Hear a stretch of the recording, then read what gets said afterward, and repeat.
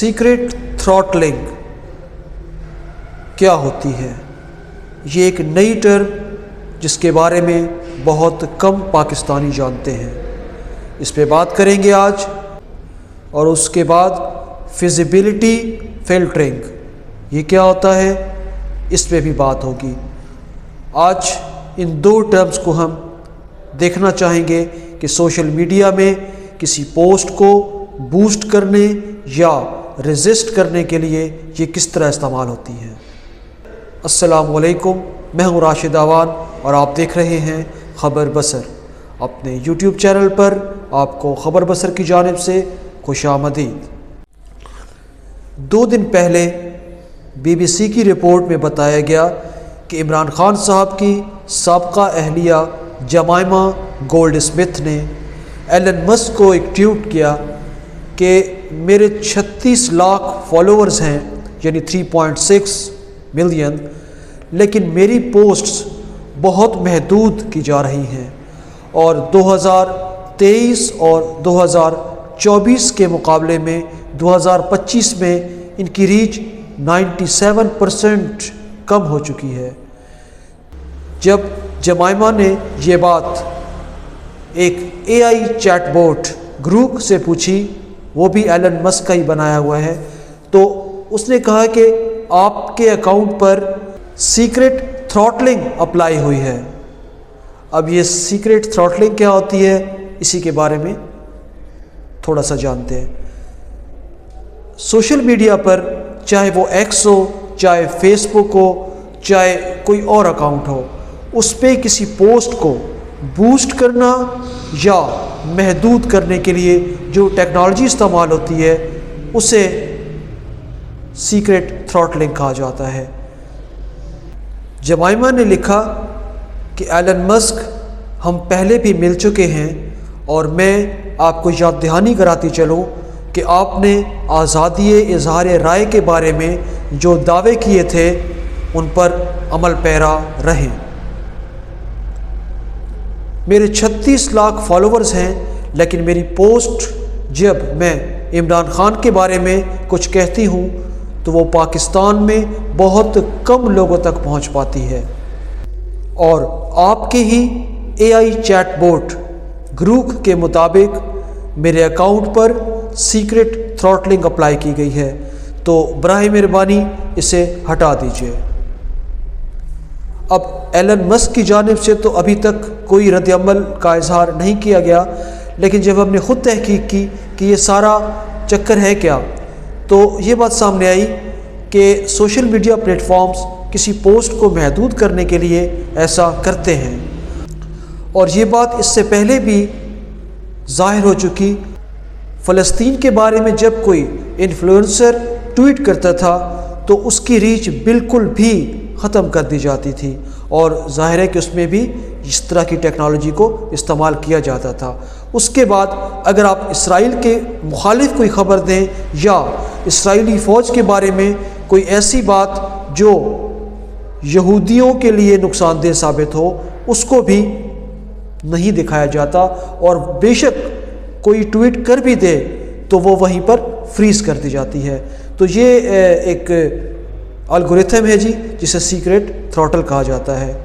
جب ہم نے ایکس پہ جا کے اس کے ٹرمز اینڈ کنڈیشنز پڑھے تو ایک بات سامنے آئی کہ وہ اس چیز کو سیکرٹ تھراٹلنگ نہیں کہہ رہے بلکہ فزیبلٹی فلٹر کہہ رہے ہیں. اب دیکھیں وہ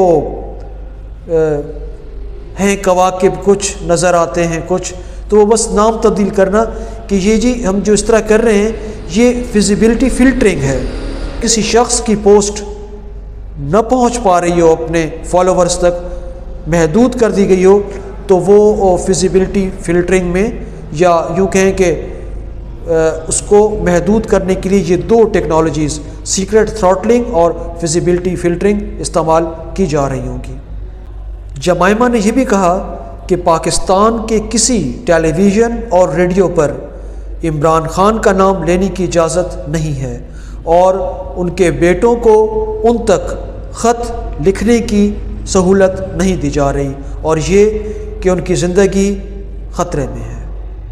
اس بارے میں BBC کے اینالسٹ اسامہ خلجی نے کہا کہ ایکس اور دیگر سوشل میڈیا پلیٹ فارم جن میں فیس بک بھی شامل ہے ان کے الگورتھم اوپن سورس نہیں ہیں اور ہمیں نہیں معلوم کہ وہ کس بنیاد پر کسی پوسٹ کی ریچ کو بڑھا دیتے ہیں یا گھٹا دیتے ہیں۔ بی بی سی کے اے آئی اینالسٹ نے یہ بھی بتایا کہ حکومت پاکستان کے پاس بھی اب تھروٹل کی صلاحیت آ گئی ہے۔ ایکس کی مہربانی کہ اس نے یہ وضاحت کی کہ ماضی میں کسی ٹویٹ کو ڈیلیٹ کر دیا جاتا تھا، جبکہ اب شفافیت برقرار رکھنے کے لیے اسے ڈیلیٹ نہیں کیا جاتا بلکہ اس کی پہنچ کو محدود کر دیا جاتا ہے۔ لیکن اب شفافیت کو برقرار رکھنے کے لیے ویزیبلٹی فلٹرنگ کا فیچر استعمال کیا گیا ہے۔ کیا بات ہے کہ آپ اگر ایکس کے خلاف یا اس کے مفادات کے خلاف کوئی ٹویٹ کرتے ہیں تو ڈیلیٹ تو نہیں ہوگی، لیکن آپ خود ہی دیکھتے رہیے گا، کسی اور کو وہ نظر نہیں آنے والی۔ چلیں آج کچھ مشکل باتیں کرتے ہیں اور وہ ٹرمز دیکھتے ہیں جو عموماً بیان نہیں کی جاتی۔ میڈیا کنورژن، یہ میڈیا کنورژن اور میڈیا ڈائیورژن کیا ہوتا ہے؟ تو یہ ہوتا ہے کہ جب فیض حمید صاحب کی سزا اعلان کی گئی اور پچھلے 4 دن سے تمام تر سوشل میڈیا، پرنٹ میڈیا اور الیکٹرانک میڈیا سب جگہ یہی بیان کیا جا رہا ہے، عمران خان صاحب کا نام کہاں گیا؟ یہ ہوتی ہے میڈیا کنورژن اور میڈیا ڈائیورژن۔ اب کہیں پر بھی یہ نہیں کہا جا رہا کہ عمران خان صاحب کے بارے میں جو 4 دن پہلے تھا کہ ان کی زندگی کو خطرہ، ان کی آزادی اظہار رائے، ان سے ملاقاتوں پر پابندی، سب غائب ہو چکا۔ اب بس یہی بک رہا ہے کہ فیض حمید صاحب کے ساتھ یہ ہوا، فیض حمید صاحب کے بعد وہ ہوا، اور آنے والے دنوں میں باجوہ صاحب کے ساتھ یہ ہوگا اور یہ نہیں ہوگا، اور کیا ہونا چاہیے اور کیا نہیں ہونا چاہیے۔ یہ ہوتا ہے میڈیا ڈائیورژن۔